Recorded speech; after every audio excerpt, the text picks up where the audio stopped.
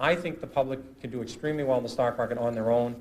I think the fact that institutions dominate the market today is a positive for small investors. These institutions push stocks on unusual lows, they push them on unusual highs. For someone that can sit back and have their own opinion, know something about industry, this is a positive. It's not a negative.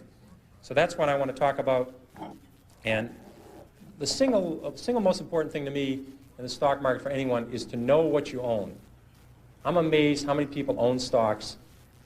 They would not be able to tell you why they own it. They couldn't say in a minute or less why they own it. Actually, if you really press them down, they'd say the reason I own this is the sucker's going up. I mean, that's the only reason. That's the only reason they own it. And if you can't explain, I'm serious, you can't explain to a 10-year-old in 2 minutes or less why you own a stock, you shouldn't own it. And that's true, I think, about 80% of people that own stocks. And this is the kind of stock people like to own. This is the kind. Now, if you own a piece of crap like that, you will never make money. Never. Somebody will come along with more whetstones or less whetstones or a bigger mega flop or a smaller mega flop. You won't have the foggiest idea what's happened. And people buy this junk all the time. I made money in Dunkin' Donuts. I can understand it. When there was recessions, I didn't have to worry about what was happening. I could go there and people were still there. I didn't have to worry about low-priced Korean imports. I mean, I just didn't have, you know, I can understand it. And you laugh, I made 10 or 15 times my money in Dunkin' Donuts. Those are the kind of stocks I can understand. If you don't understand it, it doesn't work. This is the single biggest principle. And it bothers me that people are very careful with their money.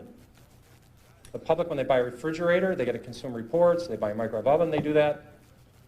They ask people what's the best kind of radar range or what kind of car to buy. They do research on apartments. When they go on a trip to Wyoming, they get the Mobile Travel Guide, or California. When they go to Europe, they get the Michelin Travel Guide. People will hear a tip on a bus on some stock, and they'll put half their life savings in it before sunset, and they wonder why they lose money in the stock market. And when they lose money, they blame it on the institutions and program trading. That is garbage. They didn't do any research. They bought a piece of junk. They didn't look at the balance sheet, and that's what you get for it. And that's what we were being driven to, and it's self-fulfilling. The public does terrible investing, and they say they don't have a chance. It's because that's the way they're acting. I'm trying to convince people there is a method. There are reasons for stocks that go up. Coca-Cola, this is very magic. It's a very magic number. Easy to remember. Coca-Cola is earning 30 times per share what they did 32 years ago. The stock has gone up 30-fold. Bethlehem Steel is earning less than they did 30 years ago. The stock is half its price of 30 years ago. Stocks are not lottery tickets. There's a company behind every stock. If a company does well, the stock does well. It's not that complicated. People get too carried away. And first of all, they try and predict the stock market. That is a total waste of time. No one can predict the stock market. They try to predict interest rates. I mean, if anybody would predict interest rates right 3 times in a row, they'd be a billionaire. Considering there's not that many billionaires on the planet, it's very, you know, I had logic, so I had a syllogism and studied these when I was at Boston College. There can't be that many people who can predict interest rates because there'd be lots of billionaires. And no one can predict the economy. I had a lot of people in this room were around in 1981 and 82 when we had a 20% prime rate with double-digit inflation, double-digit unemployment. I don't remember anybody telling me in 1981 about it. I didn't read, I studied all this stuff. I don't remember anybody telling me we're going to have the worst recession since the Depression.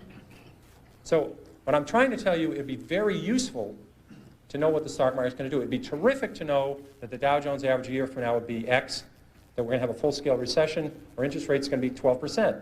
That's useful stuff. You never know it, though. You just don't get to learn it. So I've always said, if you spend 14 minutes a year on economics, you've wasted 12 minutes.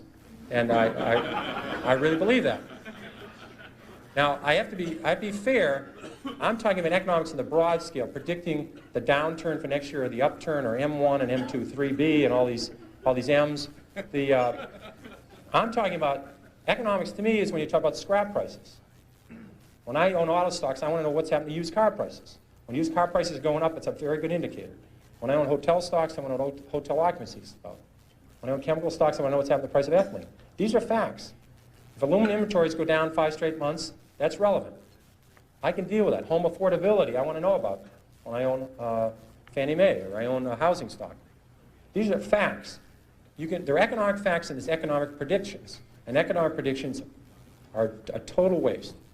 And interest rates, Alan Greenspan's a very honest guy. He would tell you that he can't predict interest rates. He could tell you what short rates are going to do in the next 6 months. Try and stick them on what the long-term rate will be 3 years from now. They'll say, I don't have any idea. So how are you, the investor, supposed to predict interest rates if the head of the Federal Reserve can't do it? So I think that's, but you should study history, and history is the important thing you learn from. What you learn from history is the market goes down. It goes down a lot. The math is simple. There's been 93 years a century. This is easy to do. The market's had 50 declines of 10% or more. So 50 declines in 93 years. About once every 2 years, the market falls 10%.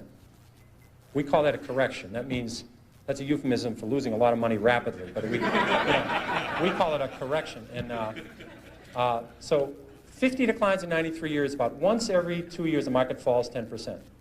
Of those 50 declines, 15 have been 25% or more. That's known as a bear market.